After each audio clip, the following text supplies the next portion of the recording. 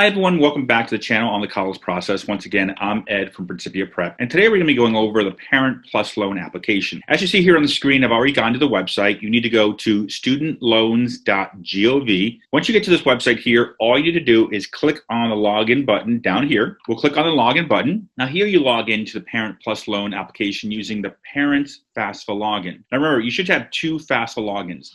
The student login you created to start the student's FAFSA form. Parent login you used halfway through the FAFSA form to upload your tax information as well as to sign the form at the end. So type in your parent's FAFSA login information. I'm going to type in my information and go over to the next page. Now, once you click the continue button to go on to the next page, what you're going to see here is going to give you a disclaimer. And a disclaimer is basically indicating you're going into a federal website. So you have to be the individual that has this FAFSA login. So I'll just click here, accept. Now, what you can see here on the next page is essentially a overview of everything available to you as far as information is concerned. On this web page, especially if this is your first time doing it, there's not going to be any information. But after you do the Parent Plus loan, or if your student's receiving any federal aid as far as any grant money, this will actually show up right where it shows the checklist part. There's going to be a little bar graph there. It's going to indicate to you how much in grant money you've gotten from the federal, as well as how much in loans you've gotten from the federal government. So every year, if you go back in here, you can actually see all the different loans you have with the federal government, i.e. the Parent Plus loan, as well as any federal grants. But that being said, today we're here to do the Parent Plus loan. So the first thing you want to do, since we're here for the Parent Plus loan, is you want to take your cursor and go over Apply for Aid.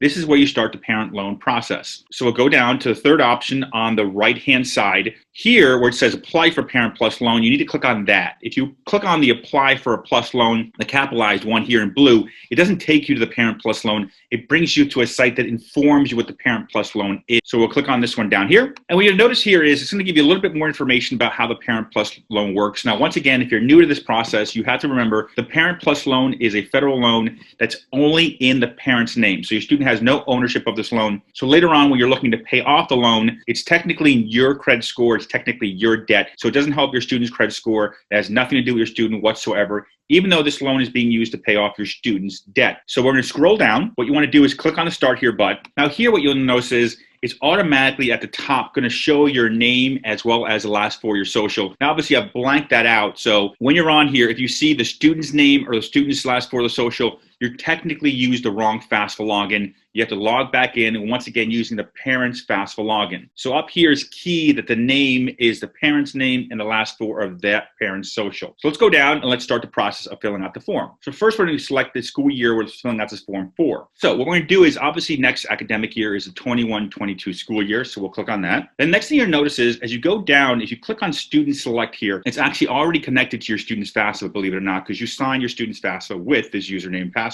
So when you click on this, you're going to notice that it's going to automatically pre-populate or allow you the opportunity to pre-populate the rest of the student information with the information based from the FAFSA form. So I'm going to click here and select my student's information. And then what you're going to notice is once you click on that, it's already going to pre-populate most of the information going down. If it didn't pre-populate your information, then what you need to do is essentially fill in these next boxes, which are very simple. It's just going to be the name, the address where you live, the student's birthday, and their social. It's a very easy process. So I'm going to go to the bottom of this because obviously I have sensitive information. It's obviously the reason why it's blacked out, but let's go down to the bottom here after you fill in the basic information. Now what you'll notice is after you fill in this name, social, birthday, and address information, it's going to ask you for a phone number for the student.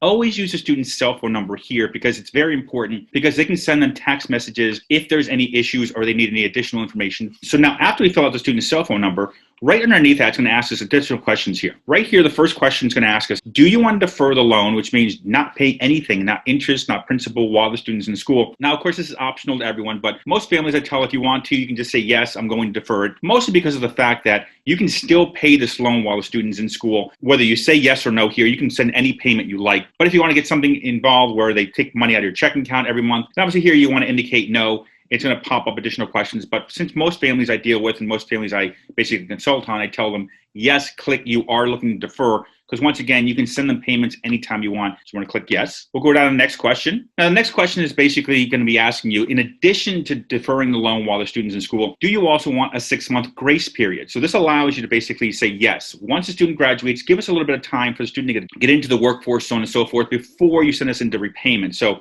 I also tell families, once again, I always usually look to do the 6-month grace period. So I'll click yes to this as well. Now, after I've indicated that, what I'm going to do is scroll down to the bottom here. And what you're going to notice is it's going to give you a box here. This box here is basically indicating to you with the next question, essentially, do you authorize the college to utilize the funds, the Parent Plus loan you're sending to them, to be used for educational expenses? And of course, you want to click on this box here to basically allow the school to use this fund to pay for the tuition, room and board. So we'll click on that. And the next question is going to ask you if there's any additional money remaining on the loan that you provide the school. So if the school costs $10,000 for the whole year, let's say, and you do a loan for the entire year of, let's say, $15,000, then obviously there's a $5,000 refund between the 2 semesters. So you can indicate on here, the credit balance option, this question right here, who do you want the refund to go to? Do you want the refund to go to yourself as a parent, or do you want the refund to go to the student? It's really up to you. It's more of a preference here. I usually click on the parent to receive the additional refund monies. Next section is going to ask you, what school is this going to? So I'll just plug in just a random state here. Let's use California as the option here. I'll click on California, and I'll just choose basically any school. As soon as you start typing the school,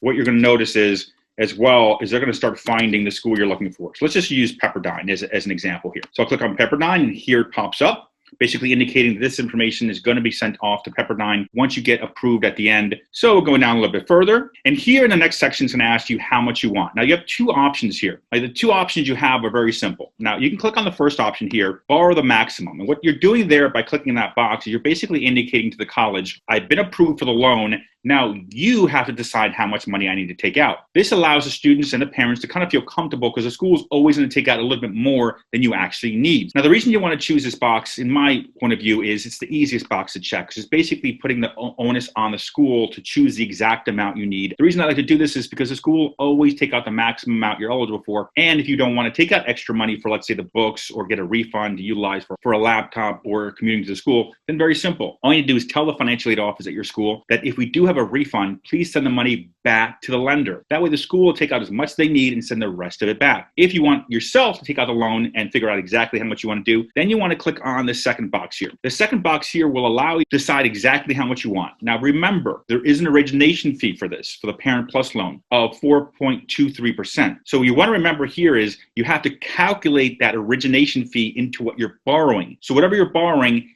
add the origination fee in, or else you're not going to have enough loan funds to cover the balance. This is why I typically say to parents, choose that the school borrows the maximum amount for you. It's the easier way to go. Down here, the loan period will typically already be done for you. So it's going to do a fall and spring loan. Most federal loans are fall and spring, so they're the whole academic year. You can take out a semester loan, but in this program, in this video we're doing here, more than likely I'm dealing with families looking at fall and spring semester, so this will already pop up. That being said, let's click on continue. Right at the bat, it's going to just indicate based on the FAFSA form what your citizenship status is, so it's already going to be inputted there for you. We'll go down a little bit, and what you're going to notice is it's going to already pre-populate based on your FAFSA login information, your address, and so on and so forth. So what you want to do is just check your address they have on the form, just in case it's changed over the last, let's call it 6 to 9 months. And then once you are okay with that, you want to click on yes, this is my current address right here. And then we'll go down, and once again, remember, you're in your loan form now. So now what they're going to ask you at the bottom of this form here is your borrower information as far as your email and your cell phone number. Now you want to make sure that on this form here, you want to indicate your personal email, not a work email, as well as your cell phone number here as well. Now, once again, obviously I blacked everything out because of personal information here. And at the bottom, if you'd like to, you can actually fill in your employer information. The employer information, believe it or not, is not that important to the Parent Plus loan. What's important to the Parent Plus loan is your credit score.